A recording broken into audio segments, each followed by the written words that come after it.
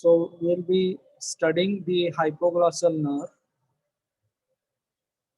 These are the headings under which you describe any cranial nerve. The functional components, the nuclei, the area of supply. Then you describe the nuclei and the location of the nuclei.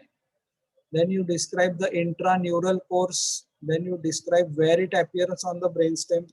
Then you talk about the intracranial course, then exit from the skull, then the extracranial course, branches, and applied anatomy. Now, what are the functional components of the hypoglossal nerve? Hypoglossal nerve has a general somatic efferent components. Only two sets of muscle of head, neck, face, they are derived from somites. One is the extraocular muscles of the eyeball, and another is the muscles of the tongue. So 3, 4, 6, and 12 will have this component general somatic efferent. Okay, and it also has a general somatic afferent component, and the nerves hand over the fibers to the mesencephalic nucleus of the trigeminal, which is the proprioceptive muscle for all the muscles of the head, face, neck. So here you can see how the hypoglossal nerve is located in the floor of the fourth ventricle. Okay, in the hypoglossal triangle. In the floor of the fourth ventricle, there is hypoglossal triangle, and there we find the hypoglossal nuclei, which is 2 centimeter long.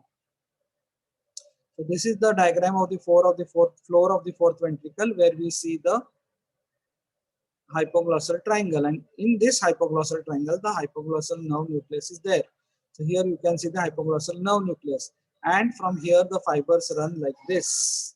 On its medial side are pyramid, medial lemniscus, medial longitudinal bundle. On its lateral side are the reticular formation, inferior olivary nucleus. So that will be the intraneural course. It runs lateral to the medial longitudinal bundle, medial lemniscus, pyramidal tract, and medial to the reticular formation and olivary nucleus.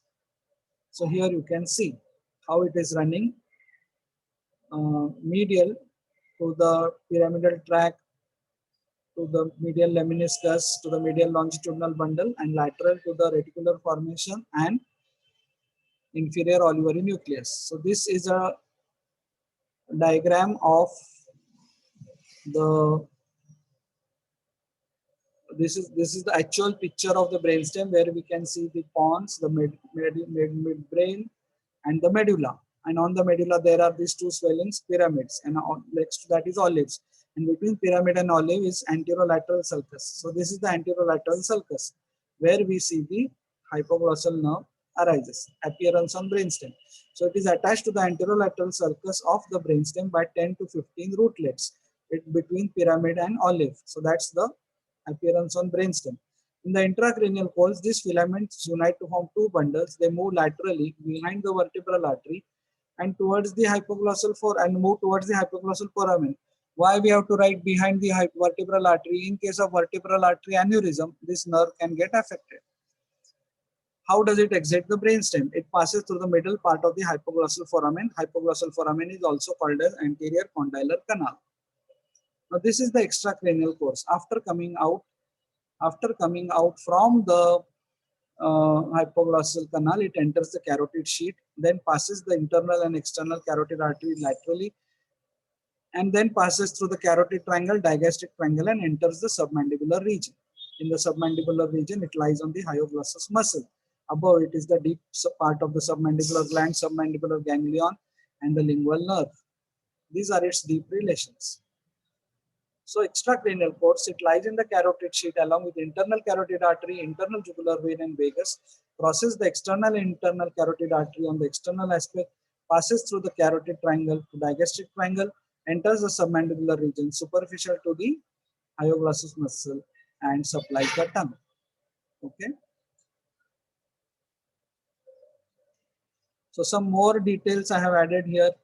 Lies in the carotid sheath, lies deep to the internal jugular, internal carotid artery, and crosses vagus laterally, reaches in front of vagus, descends between internal jugular, internal carotid, deep to the carotid gland, then lies deep to the posterior belly of digastric, crosses the loop of lingual artery, enters the submandibular region superficial to hyoglossus muscle and genioglossus. and enters the substance of the tongue. Okay, so this is the extracranial course. These are again the diagrams of the extracranial course. Okay. What are the branches of the hypoglossal nerve? It supplies all the muscles of the tongue except palatoglossus. And it also carries branches of C1 with it. Meningeal branch, descendants, hypoglossy branch would be hyrohyoid, gynoid. These hyrohyoid, gynoid are not supplied by hypoglossal nerve, but through the branches of C1 which it is carrying. C1 is actually supplying these two muscles. How to write applied anatomy of any cranial nerve or any nerve? How to test that nerve? How it gets paralyzed? What is the effect of paralysis and treatment? As regards the hypoglossal nerve, it is tested by asking a patient to protrude his tongue. In case of paralysis, the tongue will move towards the affected side because the muscles pull the tongue from front side like a bullock cart. So in bullock cart, there are two bullocks on one side. So if one of them stops on and other keeps on walking, the bullock will move towards the paralyzed bull. Similarly, the tongue will move towards the affected side. That's all about the hypoglossal nerve.